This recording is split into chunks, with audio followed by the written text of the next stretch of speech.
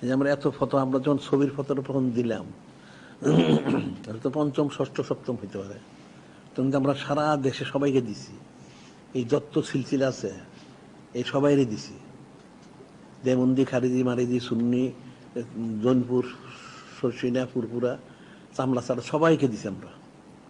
এই হদস মদস সবার কাছে পৌঁছানো হয়েছে। হ্যাঁ, ফতোয়া ঠিকই আছে, কিন্তু সে আর আমল করে না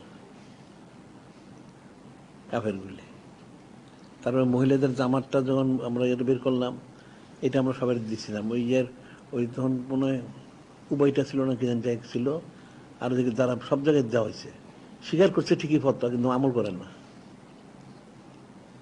এগুলি আসলে দেখলে দিলটা মূর্ধ হয়ে গেছে, হারাম কাজ করতে করতে সমস্যা নষ্ট হয়ে গেছে। এদের হাজার দলিল দিলে ওটা মানে না। দলিল হয়তো খণ্ডন করতে পারবে না, কিন্তু তারপরে মানবে না। না মানলে তো জোর করে কাউকে মানানো যায় না। এই যে ওলামায়ে কেরাম সবসময় ছবি তোলে, এদের কথিত ইয়েতে তারা দিয়ে দেয়, আবার এরা বেপর্দ হয়। ওই যে এক ওলামা বলছে যে অর্ধেক মহিলা, তখন যদি তালিম না দিলে কেমনে হবে? তো অর্ধেক মহিলাকে বেপর্দা তালিম দিতে হবে, তো পর্দাশীল তালিম দে। মানে কাফের তো এগুলি, এদের কথাগুলি হলো কুফরি, সমস্ত জায়গায় এরকমই।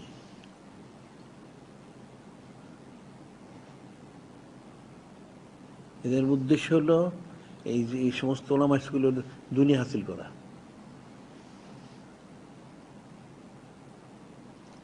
একটা হাদিস বলছে, ওয়াইল মানে ওয়াইলুল লিউম্মতি মিন উলামায়ে সু, নূরে মুজাসসাম হাবিবুল্লাহ হুজুর বলছেন, আমার উম্মতের দ্বারা ওলামা হিসেবে ওয়াইল জাহান্নাম, অনেকে আফসোস, আসলে আফসোস জাহান্নাম।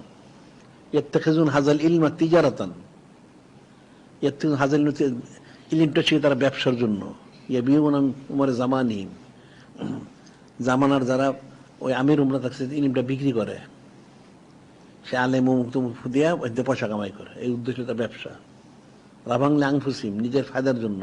তো নূরে মুজাসসাম হাবিবুল্লাহ হুজুর দোয়া করলেন, লার বাল্লাহ তিজারাতাহুম, আল্লাহ কিন্তু তাদের ব্যবসা কোনো বরকত না দান করেন, এর ব্যবসায় কোনো বরকত নাই। এরা তো ইলমটা দিয়ে ব্যবসা করে, আলেম সাজে। এরই তো সমস্ত ফেতনার মূল। এখন মসজিদে হোক, মাদ্রাসে হোক, বাজারে হোক, হাটে মাঠে ঘাটে যেখানে হোক, এরই ফেতনার মূল।